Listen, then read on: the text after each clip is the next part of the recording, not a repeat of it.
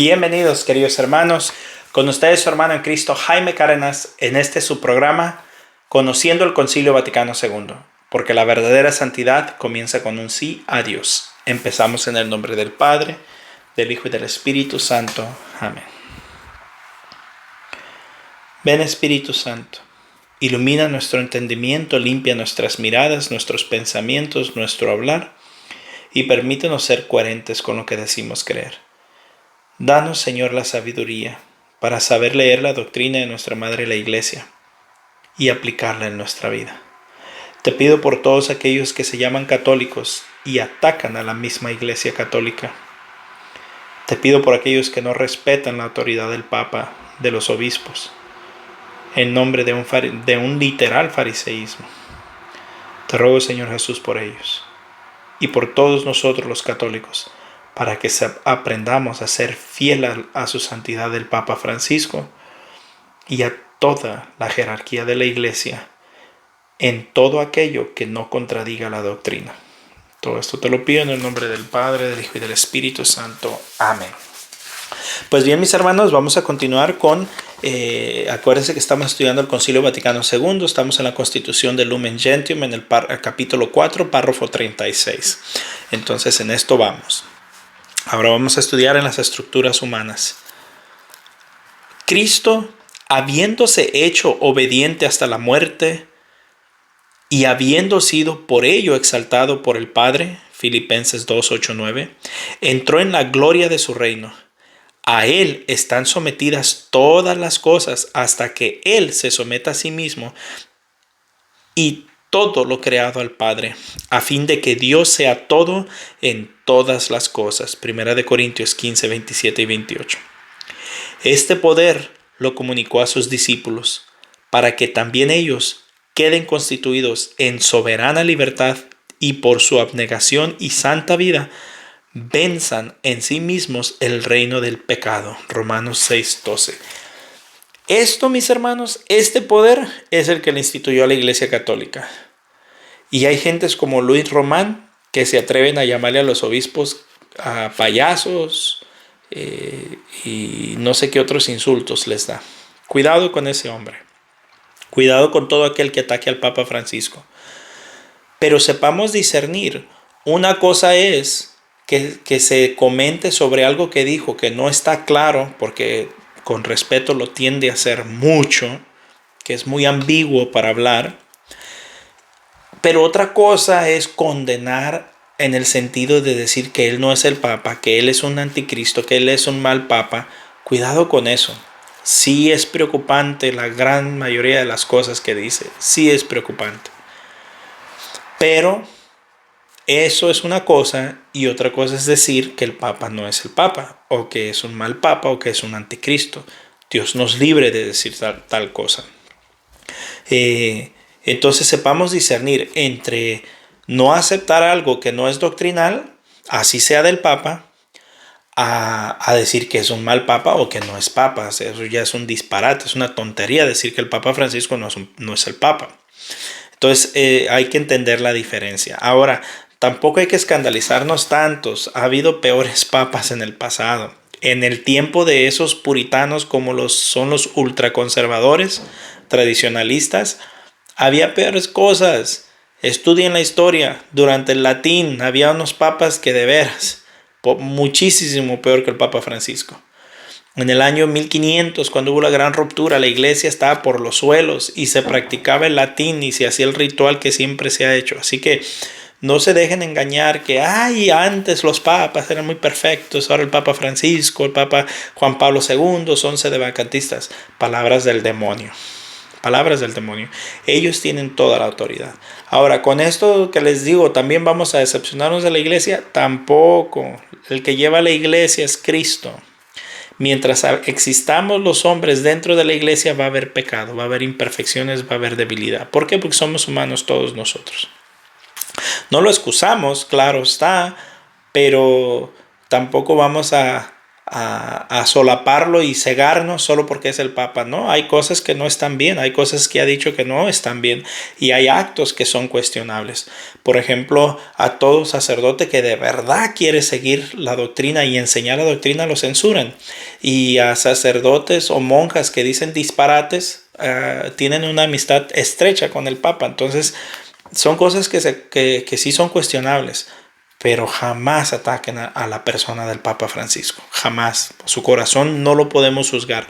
No sabemos sus intenciones. No sabemos, quizás tiene un malentendido de la misericordia. No sabemos. Entonces mejor no le juzguemos. Pero no quiere decir que por eso vamos a solapar o querer defender cosas que no están bien tampoco. O sea, un balance sano. Más aún, para que sirviendo a Cristo también en los demás conduzcan en humildad y paciencia a sus hermanos al Rey, cuyo servicio equivale a reinar. También por medio de los fieles laicos el Señor desea dilatar su reino, reino de verdad y de vida, reino de santidad y de gracia, reino de justicia, de amor y de paz. Un reino en el cual la misma creación será liberada de la servidumbre de la corrupción para participar en la libertad de la gloria de los hijos de Dios. Romanos 8:21. Grande, en verdad, es la promesa y el excelso el mandato dado a los discípulos. Todas las cosas son suyas, pero ustedes son de Cristo y Cristo es de Dios. Miren qué poder. Todas las cosas son suyas. Y vienen laicos ultratradicionalistas queriendo corregir, queriendo condenar y decir cómo debe de ser la iglesia. Pobres.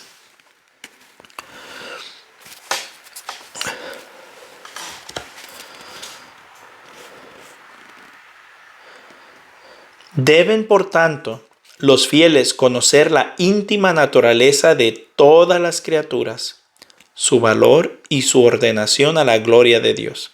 Incluso en las ocupaciones seculares deben ayudarse mutuamente a una vida más santa, de tal manera que el mundo se impregne del Espíritu de Cristo y alcance su fin con mayor eficacia en la justicia, en la caridad y en la paz.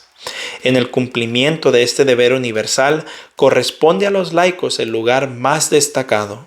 Por ello, con su competencia en los asuntos profanos y con su actividad elevada desde dentro por la gracia de Cristo, contribuyan eficazmente a que los bienes creados de acuerdo con el designio del Creador y la iluminación de su verbo sean promovidos mediante el trabajo humano, la técnica y la cultura civil para utilidad de todos los hombres sin excepción. Sean más convenientemente distribuidos entre ellos. Y a su manera conduzcan al progreso universal en la libertad humana y cristiana. Así, Cristo, a través de los miembros de la Iglesia, iluminará más y más con su luz salvadora a toda la sociedad humana. Igualmente, coordinen los laicos sus fuerzas para sanear las estructuras y los ambientes del mundo cuando inciten al pecado. Miren nomás, es nuestro trabajo. Ahora, ¿qué está incitando al pecado? El movimiento LGTB. ¿Qué está incitando al pecado? Los abortos. ¿Qué está incitando al pecado? El grupo demócrata en Estados Unidos. No nos dejemos. Tenemos nosotros que sanear. Dice aquí que los laicos, ya lo perdí. Aquí no lo dice. Dice, los laicos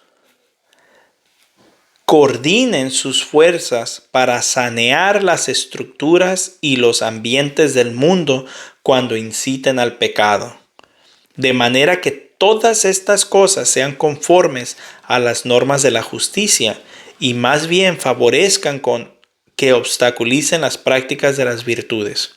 Obrando de este modo, impregnarán el valor moral de la cultura y las realizaciones humanas. O sea, nuestro trabajo es sanear los ambientes del mundo cuando inciten al pecado.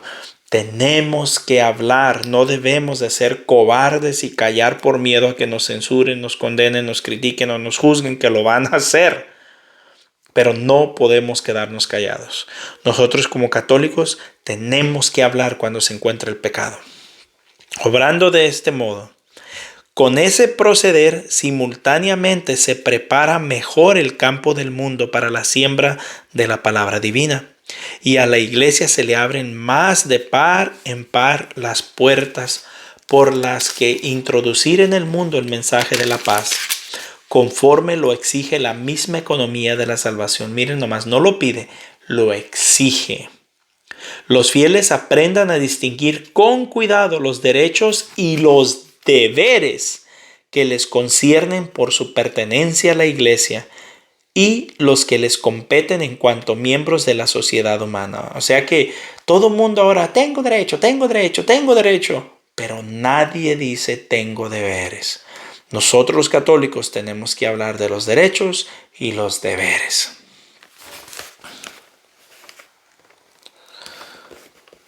Esfuércense en conciliarlos entre sí, teniendo presente que en cualquier asunto temporal deben guiarse por la conciencia cristiana. Miren nomás, teniendo presente que en cualquier asunto temporal deben guiarse por la conciencia cristiana. Esto implica nuestro voto, nuestra conciencia cristiana. ¿De verdad creen o creemos que teniendo una buena conciencia cristiana podemos votar por personas como Joe Biden o como Kamala Harris? No. Es incompatible ser demócrata y católico el día de hoy. Por ejemplo, dicen, ay, pero es que ellos no lo forzan. ¿No lo forzan? ¿Qué hubo en la convención demócrata? Tenían gente haciendo línea para los abortos, haciendo línea para inscribirse para los abortos que estaban proveyendo los demócratas. ¿Qué tiene que hacer eso dentro de una convención demócrata? ¿Qué no se supone que los abortos son para esas niñas violadas? ¿Para esas personas que las obligaron? ¿Para esos que están sufriendo porque están violadas? Entonces, ¿por qué es que lo tienen haciendo línea fuera de una convención demócrata? Por favor. O todo eso LGTB que están promoviendo y fortaleciendo cada vez más. Y si tú votas por ellos, tú tienes manos llenas de sangre de todos los abortos que han hecho, a consecuencia de que les están abriendo las puertas el gobierno y dándoles todo tipo de dinero. Y tú votas por ellos. Entonces, mucho cuidado. Ahora, yo no estoy diciendo que voten demócratas tampoco, porque tienen lo suyo. Por ejemplo, Donald Trump está a favor de la pena de muerte y como católicos tampoco podemos estar en eso. Entonces, ¿qué tenemos que hacer? ¿No votar? No, hagan su tarea. Hay otros partidos políticos, no nomás hay azul y rojo. Eso de que nos venden de que nomás hay azul y rojo es una vil mentira. Hay más opciones. Pero como nadie votamos por esos otros partidos, entonces, ¿qué hacemos? Nos esclavizamos al azul y al rojo. Ni siquiera en el dominio temporal es sumamente necesario que esta distinción y simultánea armonía resalte con suma claridad en la actuación de los fieles, a fin de que la misión de la iglesia pueda responder con mayor plenitud a los peculiares condicionamientos del mundo actual. Porque así como ha de reconocerse que la ciudad terrena, justamente entregada a las preocupaciones del siglo, se rige por principios propios, con la misma razón se debe rechazar la funesta doctrina que pretende construir la sociedad prescindiendo en absoluto de la religión y que ataca y elimina la libertad religiosa de los ciudadanos. ¿Ven? Como la iglesia dice, se debe rechazar la funesta doctrina que pretende construir la sociedad prescindiendo en absoluto de la religión. Eso es lo que están haciendo los demócratas en día de hoy. Quieren decirte que no tienes que rechazar a tu fe para estar a favor del aborto. En otras palabras, no lo dicen abiertamente, pero créenos a nosotros antes que a tu religión. No se puede. Pues bien, mis hermanos, con esto terminamos el día de hoy. Un fuerte abrazo y la paz del Señor.